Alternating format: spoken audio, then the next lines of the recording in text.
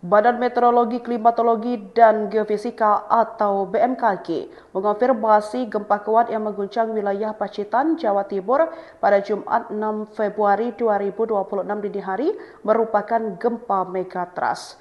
Megatrust sendiri merupakan zona patahan raksasa di batas pertemuan dua lempeng tektonik di badan lempeng samudra menunjam ke bawah lempeng benua atau zona subduksi. BMKG sendiri menegaskan gempa ini tidak berpotensi tsunami. Direktur Gempa Bumi dan Tsunami BMKG Daryono menyebut patut disyukuri gempa Pacitan semalam tidak sampai berkekuatan 7 magnitudo.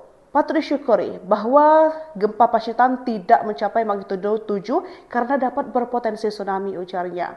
Namun sebelumnya ancaman Sunda Megatrust kembali menjadi sorotan setelah sejumlah riset ilmiah mengungkap potensi gempa megatrust berkekuatan magnitudo 8,7 hingga 9 dapat memicu tsunami setinggi 20-30 meter di sepanjang pesisir selatan Jawa.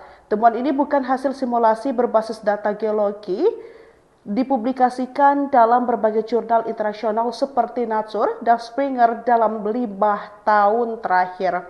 Wilayah yang berada tepat di depan zona ini membentang dari Sukabumi Selatan, Pangandaran, Cilacap, Kebumen, Yogyakarta hingga Pacitan.